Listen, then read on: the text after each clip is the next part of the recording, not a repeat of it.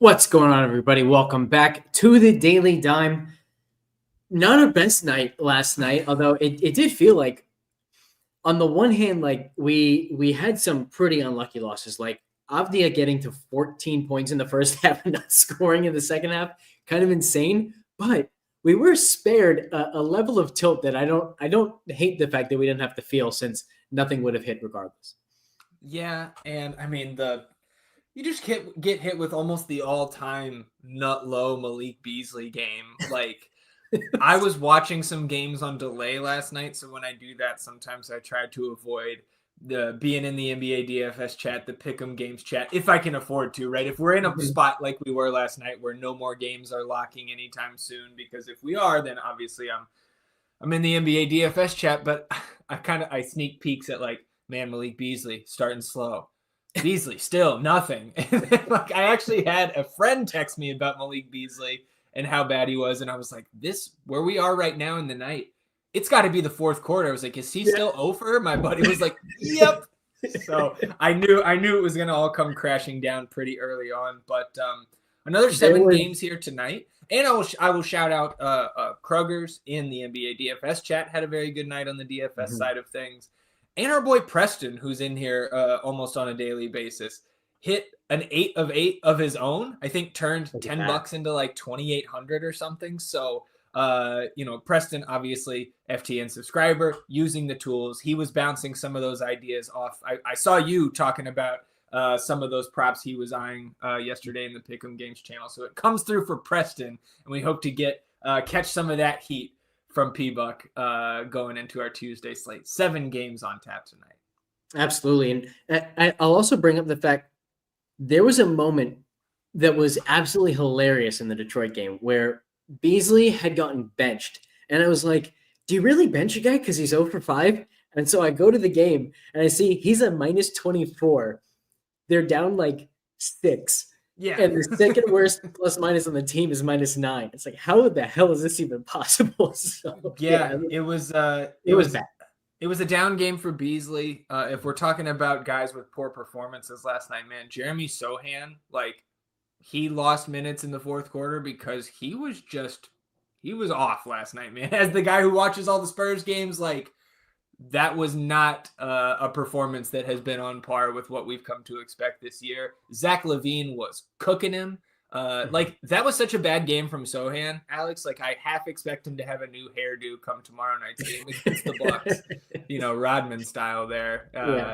Dennis Rodman, that's my guy here in Jeremy Sohan, but didn't come through for us again.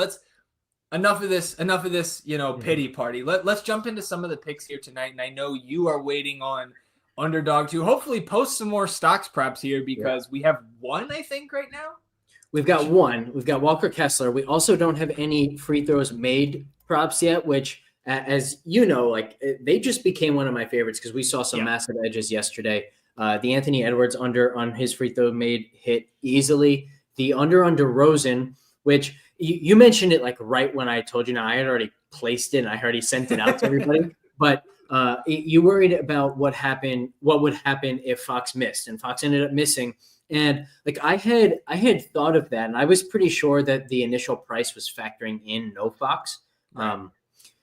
And so I still liked it. He ended up being projected at, I think, 4.54. So the under on 5.0 would still have been strong in the model. But also he then went to 5.5. And so that became even stronger. He ends up going 5 for 5 from the line. So only 5 free throw attempts, which you're going to sign up for if you have the under 5 makes. Made all of them in the fourth quarter, but went to double overtime and still couldn't go over 5. So I know for sure we had something strong there. I think our model does a really, really good job of projecting these free throws made, and very clearly, I think Underdog and sportsbooks as well, like they're going to have some trouble setting these lines. So very rare are you going to find, like, for example, you will very rarely find an assist prop where the line is 4.5 and we haven't projected a 3.5. That's the sort of thing we found in the free throws made. So very curious to see those once they are released as well. But right now we don't have free throws made. We don't have stocks. Yeah, we don't have fantasy points either. So we'll stick with some of the old reliables here this morning. And I talked yesterday about how Sunday, of course, when I didn't give out the picks that I put in out running errands on Sunday morning, that they all hit. One of those was that DeJounte Murray first quarter rebounds prop. Now, they do not have the option to, oh my God, you bastards. Okay, so it's down to 0.93 and we can't ladder it up. And I would be a little bit hesitant at this point in the morning to ladder it. And because this is 0.93, we'll make this very quick. But I got that entry in, or a couple entries with the 1.5 at the 1x multiplier. Zion Williamson is questionable to return tonight. I'm not super worried about that when it comes to DJ Murray and his rebounds, but it doesn't help him on the surface that Zion could potentially be back here tonight. Murray's rebound rate is right at his career average, 10.7% rebound rate. That's exactly where it is this year. It's up, actually, it was down in the 8s in the 2 seasons with Atlanta. He has still played 8 or more minutes in his first quarters, 17 of 19 appearances this year. He's over 1.5 first quarter rebounds and 14 of 19. I'm not shying away from the matchup, even though it's against Minnesota here. But now this is one that at 0.93x, probably going to have to say pass the rest of the day so we can go ahead and move along here. Let's go to another pick. Well, real quick, Zach, I think go ahead. One thing, let's remember, we've been on DeJounte's steals or his stocks a bunch lately. And so hopefully when stocks come out, we'll have this option. Minnesota, very good steals matchup. He's averaging 2.3 on the season. So decent chance we get 1.5 steals. Also a decent chance we get 2.5 stocks. And that's the stocks would probably be boosted. The steals probably would not. So I definitely want to keep my eyes out for either of those. And if you're waiting, like there's also a chance that this 0.93x in the first quarter rebounds will come back to 1.0 at some point in the day. Sure. And I will also mention there's a couple props that I like that are only on Prize Picks so far this morning. They do have DeJounte Murray 1.5 steals as a line over there. So I do like the over there. You mentioned his projection in the model this morning and his averages. But let's go back again to another prop we've been on a couple times since he got traded. That's Dorian Finney-Smith. His points prop, Alex, still hovering at 6.5 here in all the spots. So we've got him projected for 9.3 points this morning in the FTN fantasy projections. And two things have happened. He's now over this number in 2 of the 4 games with the Lakers. The minutes are trending up to kind of right where we thought they would be, or I thought they would be. Just took a couple more games to get there. And he's hitting his shots in the 2 games he's gone over, which is the last 2, 8 and 13 points. 8 of 14 shooting combined in about 24.5 minutes per game. Those first 2 games, he had 2 and 3 points in those games, 2 of 10 from the floor, and about 22 minutes per game. So I still expect him to settle in the 26 to 30 minute range on a nightly basis with this team. And like I talked about how strong this prop would have been when he was with Brooklyn, right?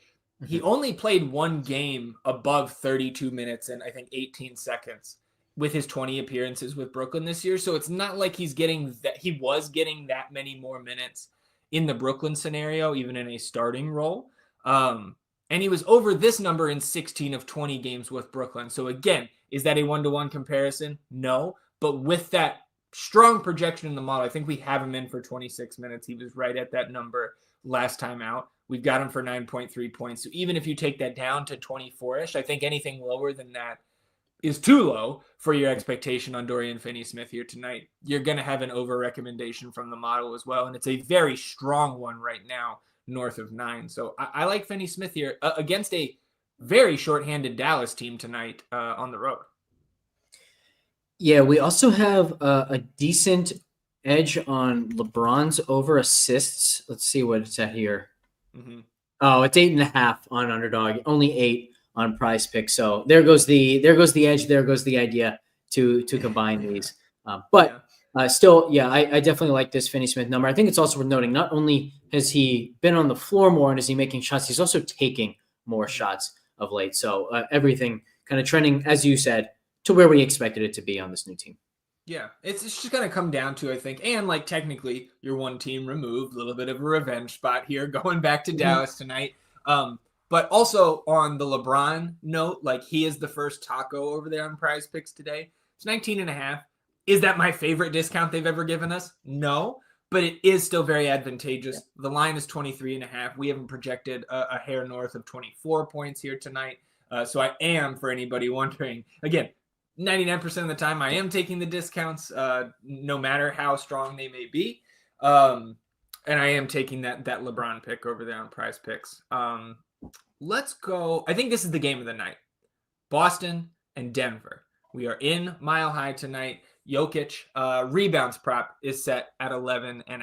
Now, Celtics, unsurprisingly, coming in mostly full strength here, 6-point road favorites. Single-digit game in the fourth quarter, Jokic is going to be out there, and he's averaging 13 rebounds per game on the season. Now, Boston is pretty smack dab in the middle league-wide in terms of opponent rebounds allowed, but we've got him projected for 12.9, so essentially right at his average of 13 in the model here this morning. If you look at the recent outings against this Boston team with its current iteration, he has exactly 12 rebounds in each of his last 3 games against Boston, I believe dating back to January of 2023. And he's over this number in 19 of 31 games this season. So is this a top 5 prop that I've found in the last 2 weeks? No. But I do think it's very solid because we know that Jokic is going to be out there. He is the hub of everything that this team does. And you can maybe even say he's the hub of what this team does defensively now with Aaron Gordon out. Yep. I don't think he's going to have to be out there chasing Kristaps Porzingis around all night. I think we will see some Peyton Watson minutes on a guy like Kristaps Porzingis because that could worry me a little bit, pulling Jokic away from the rim on the defensive glass. So again, is this my favorite prop of all time? No, but I do think it is a pretty strong lean towards the over here, and the model would agree. Yeah, I like it. I also think I have some interest in the over 2.5 threes at 1.32x. I'm seeing that Boston does boost opponent 3-pointers for centers, but I think that can be a little bit misleading because most of the time, a defense would be saying, all right, the center is going to be the worst 3-point shooter on a lot of teams. And so they're funneling 3-point attempts to the worst shooters. And obviously that's not Jokic. So right. I think I don't love the 1.32x on the threes. I think I like the over 11.5 rebounds more. But if this did go up, if we got to 1.5x or something, I would be very interested because he has been over 2.5 in 4 of the last 5. And I don't think it's totally coincidental that more Westbrook on the floor is leading to more Jokic threes, since Westbrook can then play the role of getting into the paint, forcing the defense to collapse, and then you open up some open shots on the perimeter.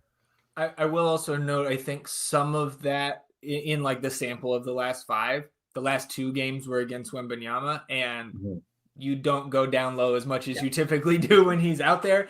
So I think to me, that's why he put up 9 threes a game over that 2-game set over the weekend. But I don't think you're off base at all, because on the season, 14 of his 31 appearances, he's got 3 or more made threes. And I believe even after the kind of down shooting performance against San Antonio this weekend, that brought his 3-point average down by 2.5 percentage points. And I believe he still leads the league in 3-point percentage, shooting over 4 a game here. So I don't hate that one either, but I'm with you. We're leaning towards the rebounds as the strongest Jokic prop we've got right now.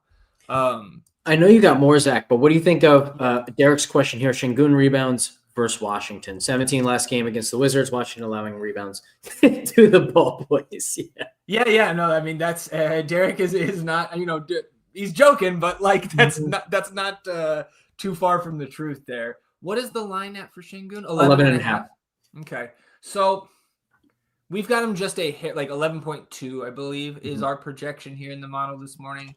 I think Derek, if you nerf gun to my head, you got to take a side here. I will go to the higher than 11.5 rebounds. I'm a little bit worried about Amen Thompson being out there, because Amen Thompson is going to play massive minutes again tonight. He should. He is one of the better players on this team. And you could see, you look at, he's projected for a double-double. Remember, we were attacking this the other day, or maybe this was Sunday when I didn't give out my picks, but that was 1.6x on the double-double the other day, which was just ridiculous. He had 9 boards at the half, and now you're seeing the line set at 10.5 here. So I am concerned about Amen Thompson's presence out there, because he is last year, to varying degrees of effectiveness, he was playing small ball 5 for this team. So that would be my concern on an Alperen Şengün rebounds prop. And I think probably why the model has the Şengün rebounds prop so modest at that 11.2, because it's putting Amen Thompson out there for, I think, 36 minutes tonight. Yeah, and it's definitely not a coincidence either, because you look at Amin Thompson's minutes and how they have trended up lately, and he gets 11, 10, 11, 5, and 16 rebounds in the last 5 games. And take a look at what's happened to Şengün's rebounds at the same time, like under double digits in each of the last 3 as a result. So he's very clearly taking some of those rebound opportunities directly from Şengün. But it brings up a good question. Like, should we just go over on 10.5 for Thompson then at 1.12x? Yeah, I definitely don't hate that. I think what's our projection at here? So we've got him at 10. Barely over 10. Yeah, but I do like, if I'm going to take one of those rebounds props, I'm probably going to Amin Thompson, because we're getting that 1.12x, and their projections relative to these lines that Underdog is giving us are like similar. Like, they're both just, a touch below those numbers. So when you look at Amin Thompson in terms of what he's done in starts or games where he's playing big minutes this year, like, this guy just contributes across the box score. So 12 games this season, playing 30 or more minutes. He's got 11 or more rebounds in 6 of those 12, so half the time. But these other rebound, 10 in 30.5 minutes, 9 in 33 minutes. Yeah, we expect him to play more than that here tonight against Houston, unless this gets completely out of hand. But like, Jabari Smith is out, so Amin Thompson is going to start. Tari Eason is doubtful, right? So you're going to get Cam Whitmore, you're going to get Jayshawn Tate. In the backcourt, where you could see an Aaron Holiday who was active, over a Reed Shepherd. Reed Shepherd's with the G League team tonight. So like, the number of ways that Amin Thompson loses a ton of time tonight, just like the routes to that outcome are shrinking, or have shrunk over the last day or two here with Houston. So I would prefer Amin if we're attacking rebounds, but then also at that point, like, I'm thinking about PRA, like maybe waiting for stocks, like fantasy points. Like, Amin Thompson fantasy points would be fantastic for him. Yeah, I was going to make that exact point. Yeah, he's once again a windmill slam in our DFS lineups, and we'll talk about that in a minute. The other thing is, at 1.12x, it would mean that I am a little bit more open to adding that 0.93x on DeJounte Murray's over 1.5 first quarter rebounds as well. If you wanted to go that route. Couple other questions. We had a Sexton double question at plus 800.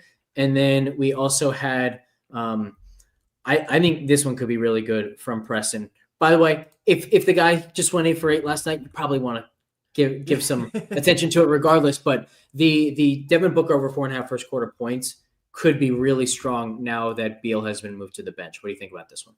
Yeah, I think that's a good shout there by Preston on the Booker first quarter. Like, because you and I were actually talking about Phoenix right before we went live, and just how much of a headache that rotation is to project right now. Like, not only are they one of the 4 teams that we're waiting on an injury report for because they're on the second end of a back-to-back, but last night we see Tyus Jones play his first of all, didn't come back until very late for his second rotation in the first half, plays his normal third quarter rotation, does not return. Monty Morris played more minutes than him. Like you mentioned, Beal off the bench, Nurkic off the bench.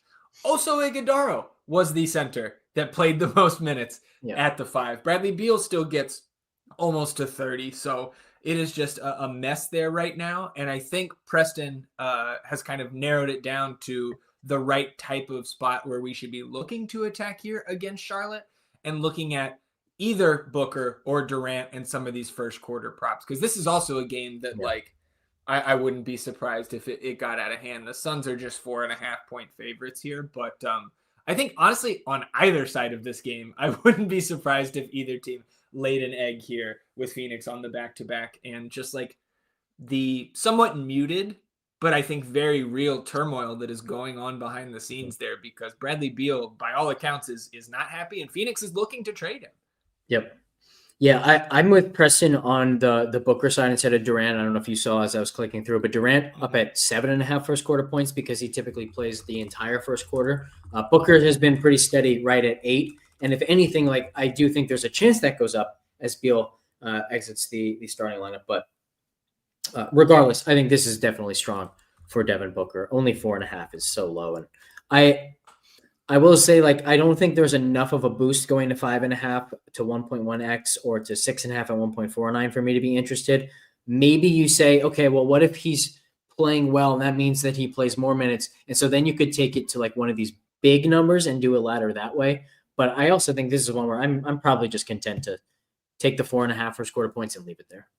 Yeah, 4.5 over that number in 16 of 29 first quarters so far this season. If you are going to ladder it, I think you pretty much took the words right out of my mouth there that I'm going to one of those bigger numbers, probably pushing it up to the over 9.5 if that is an option. He's double digit points in 8 of his 29 first quarters this season. And Charlotte's certainly one of the matchups that comes to mind.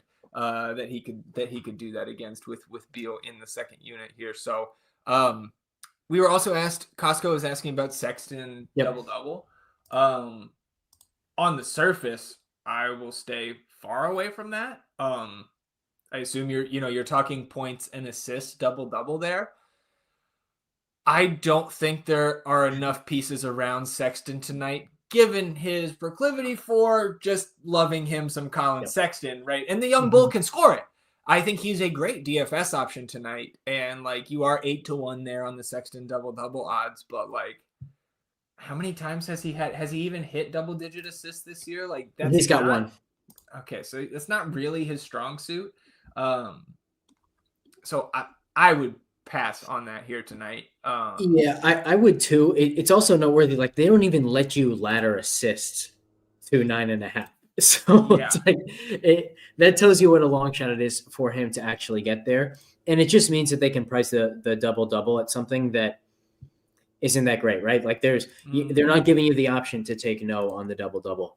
And if they had ladder assists with another side, like right here, then you would get a little bit more information on it. But I just think this is not a great number. It would have to get to at least like 12x maybe before I started to consider it. Yeah, and I'm looking for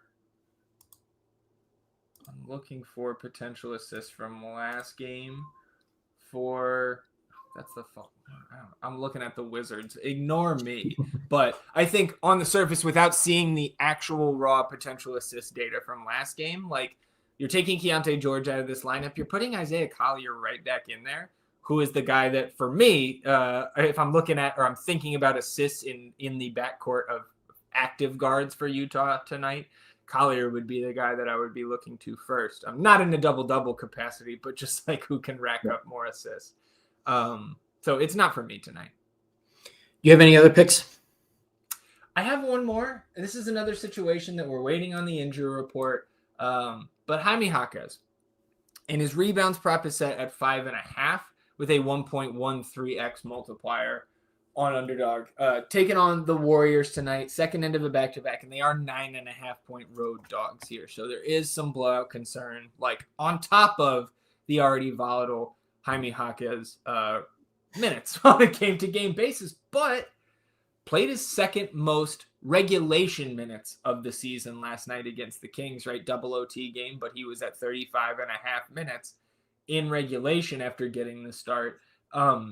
Projected for 6.53 rebounds today in the model, but we are going with a similar rotation. I believe he's in there for 32 minutes tonight, and that could certainly change. Like, if Spo was to change up the lineup again here tonight, I'm not shocked at all. So again, similar, like, I think I like this one even a little bit less than that Jokic prop in terms of my confidence, but it makes sense. If you could guarantee me 30 minutes out of Jaquez, I would have a lot of interest in this prop because 10 games playing 24.5 or more minutes this season. He's over this number in 6 of 10. He's played 30 or more minutes in 6 games this season. He's over this number in 4 of 6.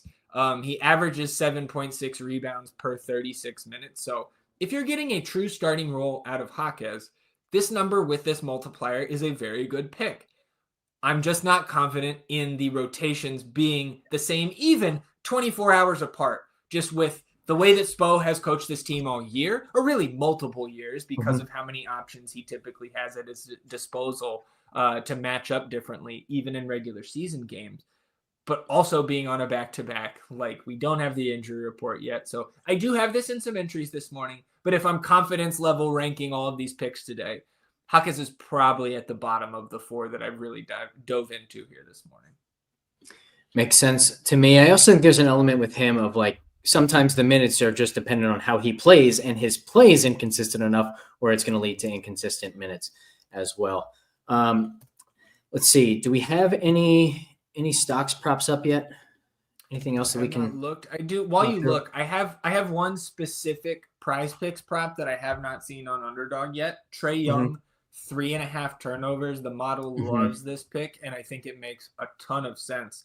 It's projected for basically 4.6 turnovers tonight in the model. Hawks on the road taking on the Jazz. They're 6.5-point road favorites. 239 implied total here. Look, Trae averages 4.4 turnovers per game on the season. And with a shorthanded Utah squad, does that strike fear in my heart? No. And it shouldn't for the Atlanta fans either. But Jalen Johnson is out. And Jalen Johnson is such a high usage player. He is up there in terms of the touches per game. Like you could ask Adam Pfeiffer that question and he could recite it to you like that. He loves that touches data on the NBA website, but no Jalen Johnson. Usage and touches are going to go up for Trae Young. This number is already 0.9 below his season average. He's over 3.5 turnovers in 20 of his 34 appearances this season. And again, we haven't projected for 4.6 here tonight. So over on Prize Picks, that is one that I used with that LeBron taco here right before we went live. Yeah, makes sense to me. So a quick reminder, like eventually we'll get some stocks props. We'll get some free throws made props that we can take a look at. The main ones we have right now, Dorian Finney-Smith over 6.5 points, Nikola Jokic over 11.5 rebounds, although that's currently grayed out. Not sure what it'll come back as or why it's grayed out. Amin Thompson over 10.5 rebounds at 1.12x. Devin Booker over 4.5 first quarter points. Shout out to Preston.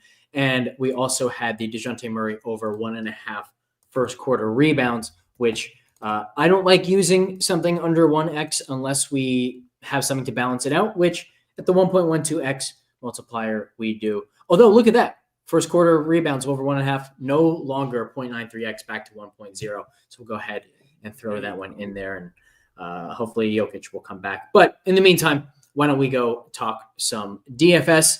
So Costco mentioning Colin Sexton. Look who's at the top of the GPP score. So maybe you don't take his double-double, but you can still back him tonight if you think good things are coming from Colin Sexton.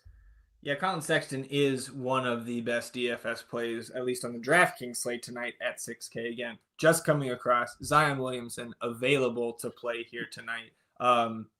Again, still feel just as strong about the DeJounte Murray prop as I did before it went down to 0.93x. It's back.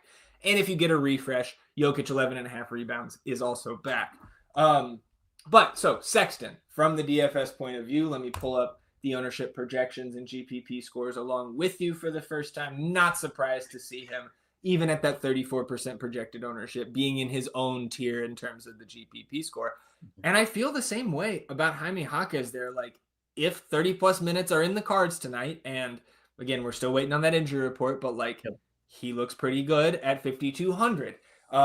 Sensabaugh, 4,200. Like, these Utah prices are trickling upwards given their shorthanded nature, right? Like, no John Collins, no Keontae George. Lauri Markkanen is questionable, so we could have even more Utah value pop up in a game with a 239 implied total in Utah. I don't think we should ignore Isaiah Collier, like kind of the discount Colin Sexton, as it were, on this team. Like, should slot back into the starting lineup, play upper 20s, could crest 30 in terms of his minutes here tonight.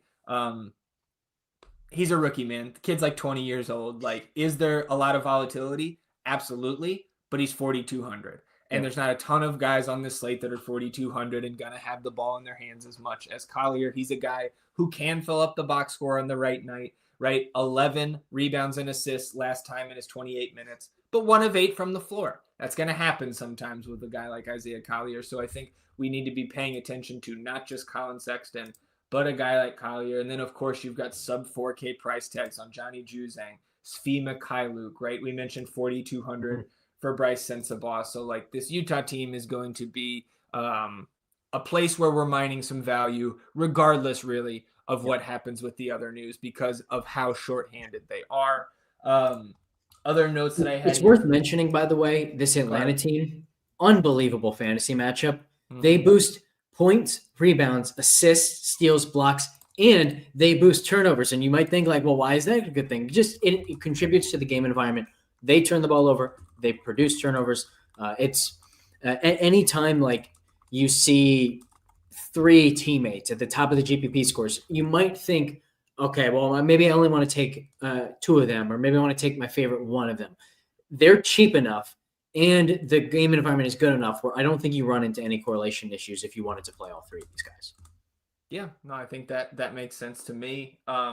Next place I want to look, and I don't see him here on the GPP scores, but Amin Thompson, even at 6,600 in this matchup against the Wizards, he's a phenomenal play. Maybe you pull back on the reins a little bit if you're, running an MME build. I don't have that type of feeling here this morning, even with that -3.5 GPP score. Like, this is a guy who, when playing 30 or more minutes this season, he's done it 12 times. He had one outlier, 20.75 DK points. You throw that one out, the floor is 29.75, and he has been over 36.5 DK points in 9 of those 12 games, including the 21, essentially 21 point DK game. So like the floor is immense. The ceiling, I think, is massive here against a team like Washington. And again, if Tari Eason, who's doubtful, sits again, there's no Reed Shepherd. Like, there are only so many guys that Houston can put into the game if it blows out. So like, I absolutely love Amin Thompson, and I think that I don't think that 33% projected ownership number really comes up that much higher than it is right now. I think, if anything, it might trickle downwards a bit. And with the guard forward eligibility, I just want, like, if I'm running one lineup, he might even be the first person I click in over Colin Sexton because of the matchup, how advantageous it is, and how damn good he is when he gets a ton of minutes from a fantasy perspective. He produces across the board. Like, I think Derek mentioned that he had 8 rebounds in the first game that these two teams met this year. He had 8 stocks as well, right? So like, even if he's not getting it going from, like, he's not eating up rebounds on the glass, he's not getting to the rim, right? Because he's not a guy who shoots a ton. Like, he's going to most likely get you there even at this elevated price tag. So like, I can't say enough good things about Amin Thompson. It's certainly not a hot take given his ownership, but like, I just want to kind of reinforce that, like, again, sometimes chalk is chalk for a reason, and I think all the reasons that Amin Thompson is chalk tonight are good ones. He's a top 10 value, so even at the negative GPP score, still very playable, provided you have contrarian upside elsewhere. But I would also say he averages over a fantasy point per minute on the season. This matchup is spectacular for him. I think the 36.6, if we haven't projected at 36 minutes, is actually low. So I think his projection should be more like 40, and then you probably see the GPP score become positive at that point. So I'm with you. I think he's a fantastic play, and I don't really care what his GPP score says in this moment.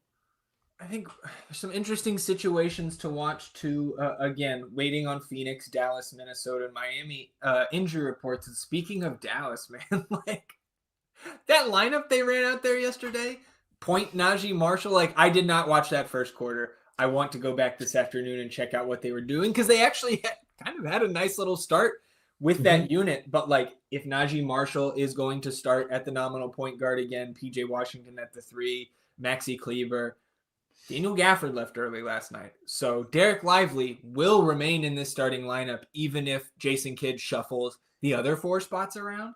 Like, specifically on FanDuel, 4.4K for Najee Marshall. That makes a lot of sense if we get that same lineup. And we have the full slate on both sites again here tonight. That is a 7:30 lock. We will know the Dallas news. And so I just want to make sure that we all keep our eyes on Dallas there, because Najee Marshall also 4,600. Like him a little bit more on FanDuel if he is starting once again, but a very strong play on both sites.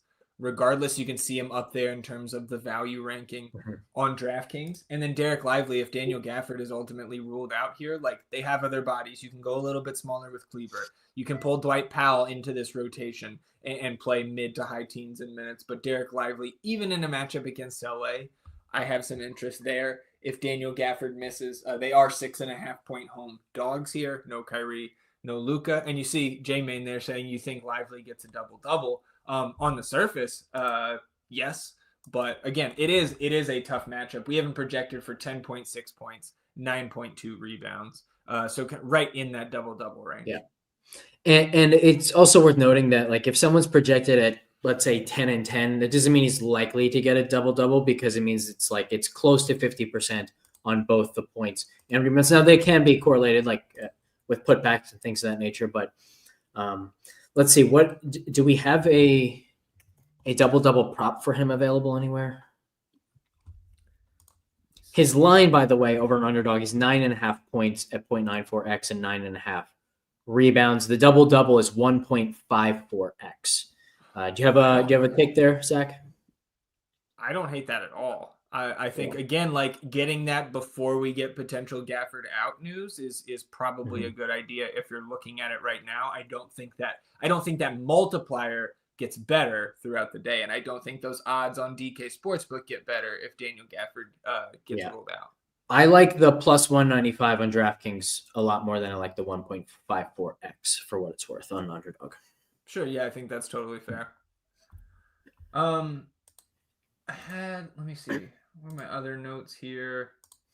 In terms of your spend ups tonight, right? Like Jokic, even against Boston, I'm never going to argue against that. He's got a good GPP score because the ownership is down. He's 12-5. And I do think as the day goes, even more value opens up. So we probably don't have trouble fitting him in by the time we get to lock. But can I interest you in some 9.5K LaMelo Ball against Phoenix here tonight at home? The Hornets, just 4.5-point home dogs here, healthy 225.5 implied total. And LaMelo crested 33 minutes last game, right? Kind of coming back from I think both ankle and wrist issues. He averages 33.4 minutes per game. So he was basically back to normal in terms of his minutes load. The production wasn't there, just 7 of 20 from the field, 3 of 11 from 3, and only 7 rebounds plus assists. But that is much lower than what we expect from a guy like LaMelo. And now that he's back at this sub 10K price tag with, not being ignored by the field by any means here, but 10.5%, that's too low. I think he is my most intriguing spend up at this point of the morning. And you can see him hovering, I think, 9th or 10th in the GPP scores. And there's a couple other spins there, like LeBron against Dallas, Anthony Edwards, 8,400 against the Pelicans, Kevin Durant on the other side of that game. But for me, in terms of the just raw fantasy upside, especially on DraftKings where you get the double and triple double bonuses, LaMelo makes a lot of sense for me right now at that ownership, at that price in this matchup. Yep, agree with all of it. FanDuel, I mentioned Najee Marshall. Jaime Jaquez has a great tournament score over there, again, with the 30-plus minute projection that we have here. And he's picking up ownership 23-ish% over there on FanDuel. Very tough to pay up for a 13K. I mean, he's 12.9. So essentially 13K for Jokic tonight on the site where you only have one center spot. So tough to get there, but strong GPP score because only 2% of the field is getting there here this morning. Also an interesting conversation and something I want to dig into more throughout the afternoon leading up to lock is this Atlanta front court situation with Jalen Johnson out. 0 possessions with Onyeka Okongwu and Clint Capella on the court together this season. Maybe that changes tonight, but I also think it is going to be a boost for guys like DeAndre Hunter, guys like Vit Krejci. Maybe you see David Roddy get a sizable, a low to mid teens role in this rotation here tonight for Atlanta in a good matchup against Utah. So I don't think it is just Trae Young that we have to focus on here with no Jalen Johnson. I think some of the ancillary or more the secondary pieces can benefit as well. Agreed. Any closing thoughts on DFS? think that's it right now. Again, keeping an eye out for those 4 teams we don't have injury reports for, and then some of the big outstanding Q tags that we have. Washington, right? Jordan Poole, Bilal Coulibaly, both Q tags. Jalen Green for Houston, which would help Amin Thompson even more so. He is questionable. Lauri Markkanen for Utah. So a lot of moving parts still here on Tuesday's 7-game slate, as per usual. But I think it's shaping up to be another fun one on the DFS side of things. The more moving parts there are, sometimes it can be overwhelming, but you want some uncertainty coming up to lock just for your late swap advantages and things like that, where you can get a little bit of leverage on the field when they are maybe panicking a little bit with news that hits closer to lock. And now we've got Derek White now questionable with an illness. Over the last month or so, these mid-morning, early afternoon illness tags have been trending towards out. So maybe we're getting a little bit of Peyton Pritchard against Denver tonight, a cheap Drew Holiday on both sites. And of course, Derek White also going to disseminate some usage, some touches to Jaylen Brown and Jason Tatum and the like. So again, more news is popping up as we shut it down here on Tuesday's Daily Dime. So just stay tuned, get your notifications on Twitter, or just hang out in the NBA DFS Discord where we talk about all that news as it happens. And going back to props, Zach asking here how we'll be pairing all of the picks that we went through. Reminder, if you joined late, you can just rewind once the stream is over, watch the whole thing. Or you can also just click to whatever the point we have the picks on screen, so you'll be able to see all of them. My current plan, Zach, is that I don't know how I'm pairing them because I want to first wait and see what we get in terms of stocks offerings, free throws made, maybe even some fantasy point stuff before I finalize all of my plays for the day. Also a reminder that Underdog has had this 25% boost once a day for the last 10 days or so. And so I really want to make sure that I have the best picks before I decide on which one I'm using for that. Absolutely. I will mention that my favorite 3 from what we talked about, and one that I just entered, now that we have the DeJounte Murray first quarter rebounds back to the 1x multiplier, I have that one in. Dorian Finney-Smith higher than 6.5 points. And then I think Preston is right on point here. I think the Devin Booker 4.5 first quarter points is also very, very strong. So shout out to P-Buck. That would be my 3rd pick here in a 3-pick entry from what we've talked about on stream. And then, of course, like you mentioned, the FTN Fantasy subscribers will get more of the, quote-unquote official picks from us in that Pick'em Games channel throughout the afternoon. Maybe they pull them down. I'm guessing that's because of Zion. So yeah, it'll be back up. And honestly, it's not going to come back worse than it was before. Exactly. So that should still be good. I think there's a very good chance I end up playing the Booker one as well. Probably play the DeJounte first quarter rebounds unless they give us something, especially DeJounte steals. I'd be all over. Yeah. I think we've got some good picks ahead. And then also a reminder to people, actually not even a reminder, an announcement, main slate matchups for NFL for the wildcard round will be live tomorrow, 8 Eastern. Only 6 games on tap. So we'll be able to go in depth on every single game, coverages, blitz stuff, all that good stuff. So we've been dominating the NFL picks all season, and I feel very, very good about what's ahead this week. Also, because it's playoff games, they're going to give us more offerings for every game. So I think we should have a very fun weekend ahead on the NFL side. Any closing thoughts, Zach? I don't know how much fun I'm going to have this weekend with the Steelers 10-point dogs to the Ravens. I actually think that's a little bit high. I don't think Pittsburgh wins. But 10 points for Tomlin here, for a team that's going to be relatively healthy. I don't know, man. These games are just so knocked down, drag out. Even the last game, which ended up with I think it was over 20 points, I think, coming to the end of that first half. If Russell Wilson doesn't fumble on that long scramble, the Steelers probably go into halftime of that game with the lead. Yep. And we probably come out of that one with a very different narrative, even if the Ravens came out on top. So a 10-point spread in a Steelers-Ravens playoff game doesn't make much sense to me. So maybe I'll be sprinkling a little bit on my guys. Word of caution, Steelers fan, tune into main slate matchups for all the real analysis. But it's too high, man. Well, I'm going to give you some optimism here, Zach, because the whole narrative of Lamar Jackson struggles against the Steelers, there might actually be something to it. Oh, and specifically, there absolutely is. It's the way the Steelers prevent scrambles. They are number 1 in the league in scramble yards allowed, and it's not particularly close. They've allowed less than half of the amount of scramble yards as the second best team. And against Lamar Jackson, 2 games, 1 scramble, 8 scramble yards. He had some design runs that he had success on, but 1 scramble for 8 yards in 2 games from Lamar Jackson, you're doing something right, which also means they're containing him. And so much of what Lamar does in the passing game is when he breaks contain, gets outside the pocket and makes plays. The Steelers have just been so good in that regard against him. And I think that's the reason why they have, why Lamar has actually struggled against them. It's also potentially a reason for us to take under 48.5 rushing yards on Lamar Jackson. I don't know if that's going to be a pick. Certainly it's more fun to take some overs, but that might be one. So tune in to main slate matchups, and maybe tomorrow on the Daily Dime, we'll also have some NFL plays ready. I'm trying to get all of the NFL plays, at least the first wave of plays, up sometime later today. I think our projection model should be good to go by tonight, and might as well then take advantage of how early Underdog has gotten these NFL lines up. So thanks everybody for tuning in. We will catch you next time.